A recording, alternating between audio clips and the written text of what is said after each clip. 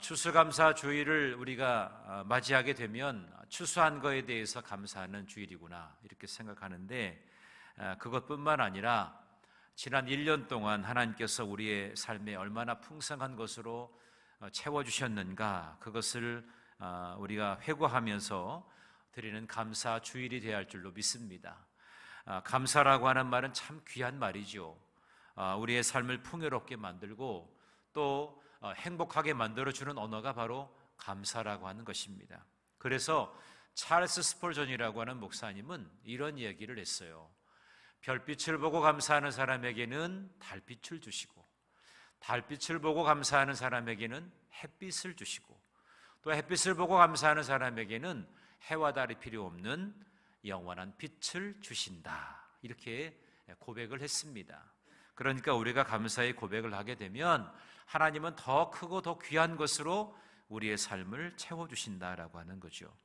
이 추수의 때에 여러분 영혼이 더 감사로 충만하게 채워지시기를 주님의 이름으로 간절히 축원합니다. 추수감사절의 유래에 대해서는 여러분 잘 아실 거예요. 청교도들이 1620년에 정말 63일간의 긴 이 여정을 통해서 신앙의 자유를 위해서 이제 신대륙으로 그들의 삶의 자리를 옮기지 않습니까? 그래서 거기에 도착하자마자 예배당을 짓습니다. 또 학교와 병원을 세우고 또 자신들의 집을 짓습니다. 그러면서 농사를 하게 되었는데 25,000평의 땅을 개간해서 농사를 지었는데요, 첫 곡식과 열매들을 하나님께 감사의 예물로 드리면서 또 이웃의 생명을 빼앗아갔던 인디언들을 초청해서 풍성한 잔치를 베풀었던 것이 이 추수감사절의 그 기원이 되겠습니다. 그러니까 이 추수감사절의 유래를 또 전통을 가만히 살펴보면 이 추수감사절의 정신을 우리가 알 수 있어요. 첫 번째는 낯선 이국 땅에 잘 도착하게 하신 것, 그리고 농사를 잘 짓게 하신 것, 이 모든 것이 하나님의 은혜다. 그러니까 하나님께 은혜를 이렇게 하나님의 전적인 은혜였다는 것을 고백하는 그 감사의 정신이 깃들여 있는 것이고요. 또 자기들 이웃을 해한 이 원주민들, 토착민들, 이 인디언들을 오히려 초대를 했어요. 그래서 그들과 함께 더불어 나누는 그런 잔치가 되었다는 것이죠. 거기에는 화해와 용서와 사랑과 나눔이 있었다는 것입니다. 그게 추수감사절의 정신이라는 거예요. 그 후에 미국의 워싱턴 대통령이 11월 26일을 감사절로 선포하면서 추수감사절이 그렇게 이어지게 되었습니다. 우리나라는 전통적으로 선교사들이 처음 들어온 때를 기념해서 11월 세 번째 주를 추수감사주일로 지키고 있습니다. 요즘에는 첫째 주에 드리는 데도 있지만 전통적으로 볼 때는 선교사들이 우리나라에 들어온 때를 기념해서 11월 셋째 주에 드리고 있습니다. 근데 우리가 드리는 이 추수감사주를 가만히 살펴보면 이스라엘 절기에서 초막절과 가장 비슷한 것을 보게 됩니다. 이스라엘에서는 모든 추수를 마치고 곡식을 이제 곡간에 들여놓은 다음에 7월 15일이죠. 한 주간 동안 이 초막절, 또 수장절이라고도 하는데 초막절과 수장절을 지키게 됩니다. 이 명절이 되면 이스라엘 백성들은 광야에 나가서 빈 들에다가 초막을 짓습니다. 이 초막은 4개의 틀에다가 이렇게 천 같은 것을 사방에 이렇게 두르게 되지요. 그런 다음에 그 벽 위에 감람나무나 종려나무나 버드나무 이런 가지들을 얹어서 지붕을 만드는 거예요. 그러면서 거기에 한 주간 동안을 지내면서 하나님께서 이스라엘에게 베풀어 주신 그 은혜를 기억하고 감사의 고백을 하는 그런 시간을 갖습니다. 그래서 이 초막을 가리켜서 히브리 사람들은 수코트다 이렇게 말하고 있어요. 수코트, 요즘에는 이제 광야가 아니라 이제 그 자기네들 가까이 집 옆에 또 조그만 곳에다가 이렇게 차려놓는 그런 수코트라고 하는 것이 있는데, 그림을 보면 이렇게 되어 있습니다. 4개의 이렇게 프레임을 치고 거기다가 양 옆에다가 이렇게 천을 두르고 저 위에는 이렇게 가지나무를 이렇게 올려놓는 것으로 해서 초막을 만들고, 거기에서 이스라엘 백성을, 자기 백성들의 그 조상들이 하나님께로부터 경험했던 은혜를 거기서 노래하고 찬양하며 예배하는 것이 바로 오늘날 드리는 초막절이라고 볼 수 있는 것입니다. 자, 이 초막절은 특별히 여호와를 위하여 드려야 하는 그런 절기였습니다. 그러니까 여호와를 위하여, 그러니까 하나님이 기뻐하시는 그러한 감사의 절기를 드리는 것이죠. 그러니까 하나님을 가장 기쁘시게 하는 방법은 그럼 뭘까요? 그것은 하나님의 은혜를 생각하면서 감사하는 것이죠. 모든 것이 전적으로 하나님의 은혜였다라고 하는 겁니다. 오늘 성경에 기록되어 있는 이 초막절을 우리가 살펴보면서 오늘 우리가 추수감사조회를 드리는데, 특별히 이 어려움의 때를 맞이한 우리가 회복의 문으로 나아가야 되겠는데, 이 회복의 문을 여는 그 열쇠가 되는 감사의 7가지를 함께 나누고자 합니다. 그래서 여러분, 우리가 무엇을 가지고 감사해야 할지 오늘 여러분 마음속에 이 7가지를 여러분 꼭 기억하게 되시기를 바랍니다. 7가지니까 조금 기니까 제가 요약해서 짧게 그 내용을 좀 함축해서 여러분들에게 말씀을 드리겠습니다. 첫 번째는 우리를 구원해 주신 그 은혜에 대해서 감사하는 것입니다. 자, 이 감사는 가장 기본적이고 가장 근원이 되는 감사의 조건이라는 것이죠. 우리를 구원해 주셨다. 그 구원의 은혜에 대해서 감사하는 것이 회복의 문을 여는 첫 번째 열쇠라고 하는 것입니다. 초막절은 이스라엘 백성들을 애굽에서 구원하셨을 때에, 그들이 초막에 있을 때의 그 사건이었습니다. 하나님은 이스라엘 백성들이 학대받는 것을 아셨고, 그래서 애굽에서 그들을 출애굽하시지 않습니까? 그런데 그 바로가 아주 완악해서 이 백성들을 내어 보내주지 않는 것입니다. 9가지의 재앙을 만나고도 그 마음이 완악해져서 결국에 이 백성들을 내보내지 않았는데, 하나님은 결국에는 10번째 재앙, 이 장자의 죽음을 통해서 결국 이 백성들을 건져내 주시죠. 자, 10번째 재앙이 장자의 죽음이었는데, 하나님이 천사를 보내셔서 애굽 전역에 모든 장자를 칠 것인데, 그때에 어린 양의 피를 문설주와 문지방에 바른 그 집은 죽음의 천사가 넘어가겠지만, 그렇지 않은, 피가 발라지지 않은 집은 죽음의 천사가 그 집에 들어가서 장자를 죽이는 끔찍한 재앙이 임하게 되었습니다. 결국에 장자를 잃은 바로 왕은 이스라엘 백성들을 해방시켜 주게 된 것입니다. 이 해방의 날이 바로 유월절이다. 그래서 그 죽음의 천사가 넘어갔다, 이거를 영어로 패스오버라고 그러죠. 유월했다. 그래서 그들은 유월절이라고 하는 이 절기를 지키게 된 것이죠. 이스라엘의 해방을 맞이한 날이라고 한 것입니다. 그래서 유월절 이후에 애굽에서 나온 백성들이 초막을 짓고 그때를 회상하면서 드리는 절기가 바로 초막절인 것입니다. 그러니까 유월절은 애굽에는 심판의 날이었고, 또 이스라엘 백성들에게는 구원의 날, 회복의 날이 되었던 것입니다. 이 절기상으로 봐도 초막절은 구원에 대한 감사의 절기입니다. 초막절이 이스라엘의 종교력으로 보면 7월 15일이었거든요. 9주간, 한 주간 동안을 이렇게 감사절기로 드리게 되는데, 이 초막절 5일 전인 7월 10일은 어떤 날이냐면 대속죄일입니다. 그러니까 모든 백성들이 죄를 속죄하는 그런 날이었다는 것이죠. 그래서 대속죄일에는 대제사장은 황소를 잡아서 안수하고, 또 자신의 가족과 또 자신의 죄를 속죄하기 위해서 제물을 드렸습니다. 또 백성들은 자기의 죄를 위해서 2마리의 염소를 선택해서 안수를 합니다. 그래서 이 2마리 염소 중에 한 마리는 레 아도니아라고 해서 하나님께 드려지는 그런 제물이라고 하는 것으로 구별했고, 또 한 마리는 레 아사셀, 이렇게 해서 자기들의 죄를 속죄하기 위한 그런 제물로 드려지게 되었습니다. 그러니까 이 초막절이라고 하는 것은 구원의 감사와 더불어서 죄 사함에 대한 감사의 절기였던 것입니다. 그러니 오늘 우리가 드리는 이 추수감사절도 구원에 대해서 감사하는 절기, 그리고 우리를 위해서 대속의 은혜를 베풀어 주신 그 주님을 다시 한번 상기하는 그런 절기가 되어야 하는 것입니다. 죄가 없으신 예수님께서 우리를 속죄하려고 그분은 희생 제물이 되셨고 또 화목 제물이 되셨어요.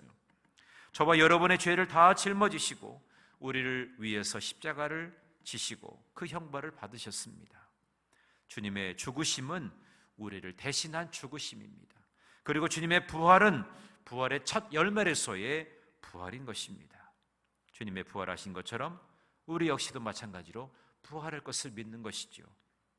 그래서 우리가 이 추수감사주일을 맞이한 우리들은 주님의 은혜, 그 구원의 은혜를 늘 기억하고 또 우리를 대속해 주신 또 죄사함에 대한 감사의 고백이 있는 그런 절기가 되어야 하는 것입니다. 오늘 우리가 먼저 무엇에 감사해야 되느냐? 우리를 구원해 주심, 우리의 죄를 사해 주심의 그 은혜, 그것에 대해서 감사할 수 있는 저와 여러분 모두가 되기를 간절히 바랍니다.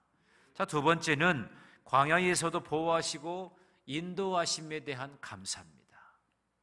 초막절은 광야에서 초막을 짓고 과거를 생각하면서 하나님의 그 은총을 기리는 감사의 절기라고 했어요. 그래서 이 백성들이 광야 생활할 때 어땠습니까? 낮에는 구름 기둥으로 그들을 인도하셨고 밤에는 불 기둥으로 그들을 보호하셨습니다. 사실 광야라고 하는 곳은 아무것도 얻을 수 있는 곳이 아니잖아요. 그들의 음식을 취할 수 있는 곳도 아니잖아요. 전적으로 하나님은 광야에서 그들에게 만나와 메추라기를 보내주셨어요. 또 물이 없을 때는 반석을 쳐서 그 반석에서 물이 나오기 위해서 백성들이 물을 마시게 되었다는 것이죠. 이 모든 것이 광야에서도 아무것도 없는 그런 황량한 곳에서도 하나님께서는 이들을 인도하셨고 보호하셨다. 그것에 대해서 감사하는 절기가 바로 추수감사주일, 초막절인 것입니다. 오늘 우리가 살아갈 때에도 우리의 삶 속에는 애굽과 같은 세상이 있고 또 광야와 같은 세상이 있고 가나안과도 같은 그런 세상이 있습니다. 예수 믿기 전의 생활을 우리가 애굽이라고 한다면 믿은 후에는 광야 생활이나 가나안 생활이 있겠죠. 물론 모든 사람들이 다 가나안 생활을 꿈꾸겠지만 그러나 우리의 인생이 그냥 가나안 세상이 되어지는 것만은 아니라는 거죠. 가나안으로 가기 위해서는 반드시 거쳐야 될 곳이 광야라고 하는 곳입니다. 광야의 삶도 있어요. 그러니까 하나님은 우리 모두에게 광야를 통과하게 하시는 거예요. 광야를 통과하면서 우리는 가나안을 맞이하게 되는 것이죠. 누구나 다 광야의 훈련을 받아야 됩니다. 그래야 진정한 가나안의 기쁨을 누릴 수가 있게 되는 것이죠. 사울이 이스라엘의 왕이었잖아요. 그가 교만해지기 시작하니까 하나님은 그를 폐위시키고 다윗을 왕으로 세우십니다.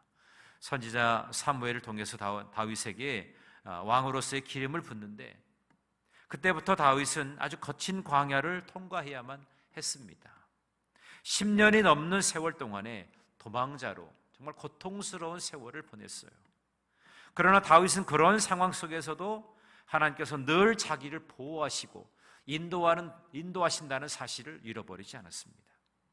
그래서 시편 139편, 여러분 오늘 다 읽지는 않겠지만 간단하게 소개만 하지만 여러분 오늘 집에 가셔서 시편 139편을 한번 묵상하고 읽어보세요. 다윗의 인생 가운데서 가장 귀하고 복된 하나님의 은혜를 사모하는 마음으로 고백했던 것이 시편 139편이에요. 하나님은 다윗을 살펴보시고 다윗을 아셨습니다.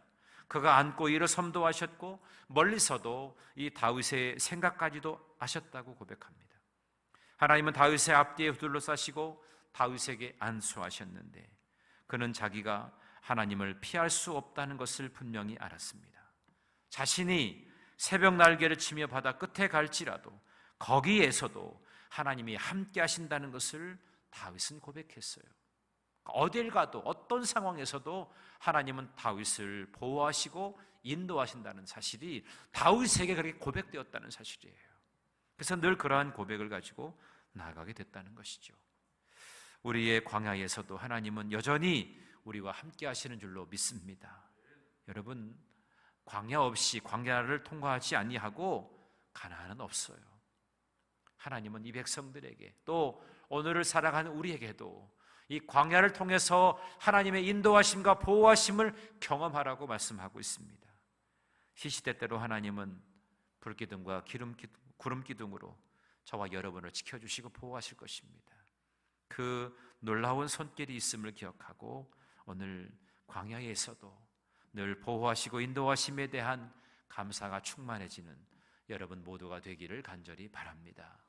자, 세 번째로는 수확에 관한 감사입니다. 이제 본격적으로 하나님께서 큰 수확을 거두게 하신 것에 대해서 감사한다는 것이죠. 이스라엘은 추수를 마치고 7월 15일에 초막절을 지키게 되는데 이 시기에는 포도와 석류를 수확하는, 그래서 1년의 모든 수확을 마쳐지게 되는 그런 절기인 것입니다. 지난 1년 동안 무화과를 비롯해서 포도와 올리브를 주시고 또 석류와 밀을 주시고 또 보리를 추수하게 하신 그 하나님께 감사의 그 고백을 드리는 절기라고 하는 거죠. 우리는 추수감사주의를 통해서 우리에게 소득을 허락하여 주신 하나님께 감사를 드리는 것입니다. 한 해 동안 하나님은 우리의 삶에 여러 가지 모양으로 공급하셨고 채워주셨습니다. 하나님의 공급하심, 하나님의 채우심, 이것을 고백하며 드리는 절기가 추수감사주일인 거예요. 내가 노력해서 소득이 있었다 이렇게 생각할 수 있겠지만 하나님이 허락하시지 아니하면 그것이 이루어질 수 있을까요? 여러분, 내가 노력해서 소득이 된 거야 이렇게 생각해도 여러분 그 본질을 다시 한번 따져보면 하나님이 허락하신 것이기 때문에 내가 얻게 되어진 거예요. 농사를 하는 농사꾼들을 보십시오. 아무리 농부가 열심히 노력을 해도 하나님의 때와 상황에 따라서 비를 내려주시거나 적당한 햇볕을 내려주셔야 곡식이 익을 수가 있는 거죠. 농부가 노력해도 비를 주시지 아니하고 또 적당한 바람을 주지 아니하면 아무것도 거둘 수가 없는 것입니다. 우리의 삶도 마찬가지죠. 우리의 사업도 우리의 직장 생활하는 것도 하나님의 은혜인 것을 여러분 기억하시기 바랍니다. 그리고 소득을 허락하신 그 하나님께 감사함이 마땅한 거예요. 수확에 관해서 감사하는 것, 그것은 우리 믿음의 사람들의 마땅한 그런 의무인 것을 우리가 기억해야 할 것입니다. 그리고 네 번째는 가정에 대한 감사입니다. 가정에 대한 감사. 이스라엘 백성들이 만든 이 초막은 가족들이 함께 만들고 함께 그곳에 거주하게 됩니다. 그래서 초막은 가족에 의해서 혹은 가족을 위해서 만들어지는 것이라고 말할 수가 있어요.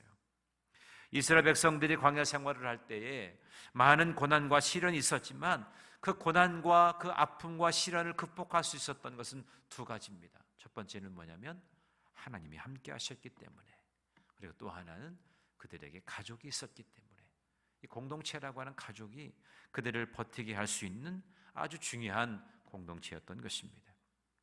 가족이 참 귀하죠.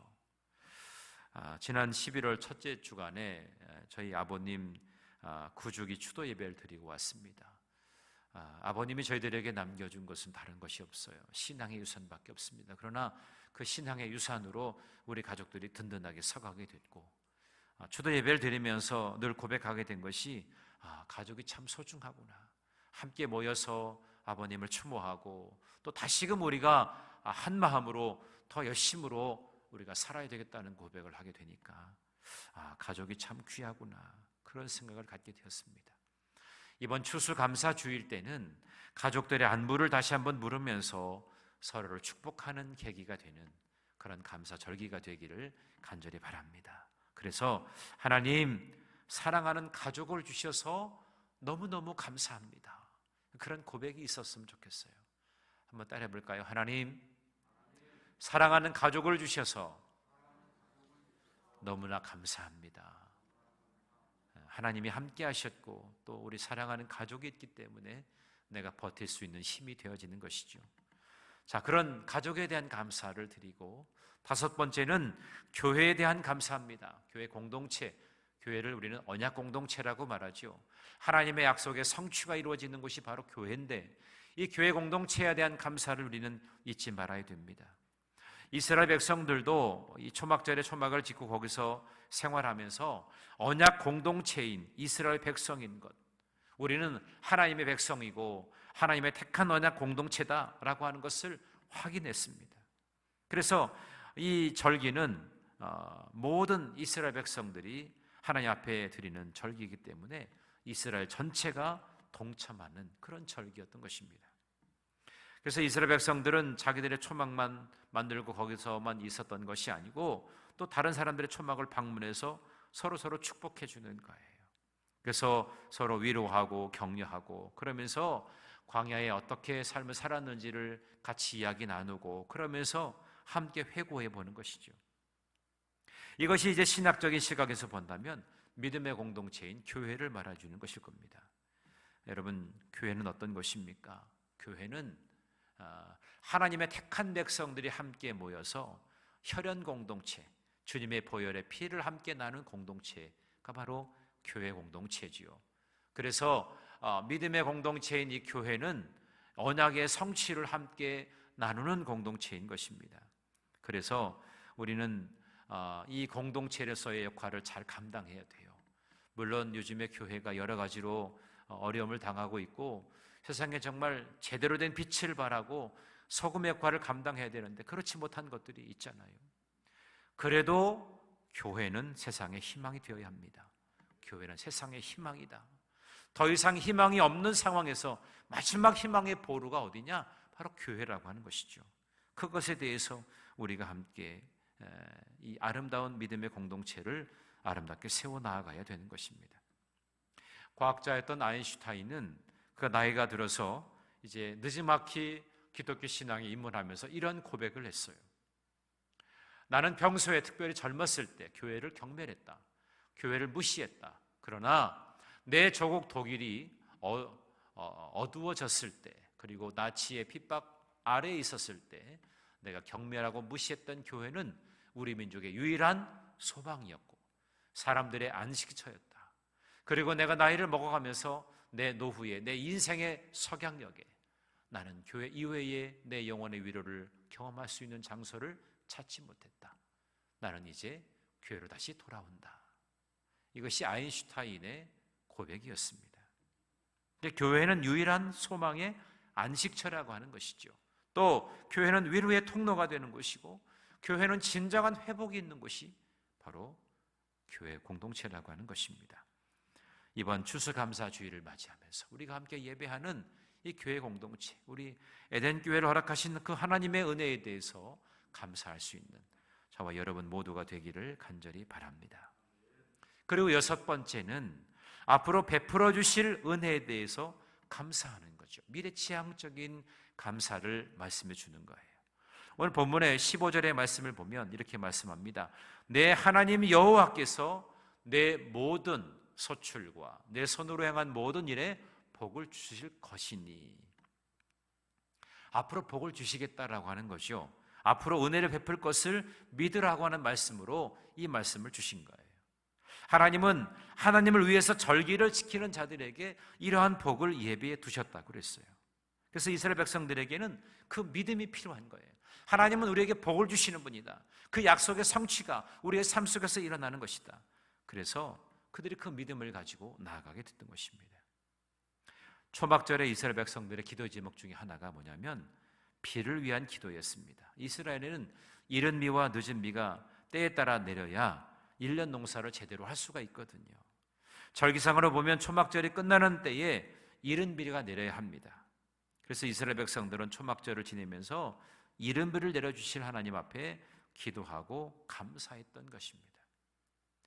오늘 우리는 추수감사주의를 지내면서 우리도 하나님이 지금까지 지켜주신, 여기까지 도우셨다고 하는 에베네셀의 하나님께 우리가 감사해야 될 것입니다. 에베네셀 하나님, 여기까지 도와주신 하나님, 지금 2020년 지금 11월 15일 여기까지 도와주신 하나님, 그 에베네셀 하나님을 감사하고 또 지금도 우리와 늘 함께 하시는 임마누엘의 하나님께 감사하고 또 이제 앞으로 우리를 위해서 모든 것을 준비해 주신 여호와 이레의 하나님께 감사할 수 있는 저와 여러분 모두가 되기를 간절히 바랍니다.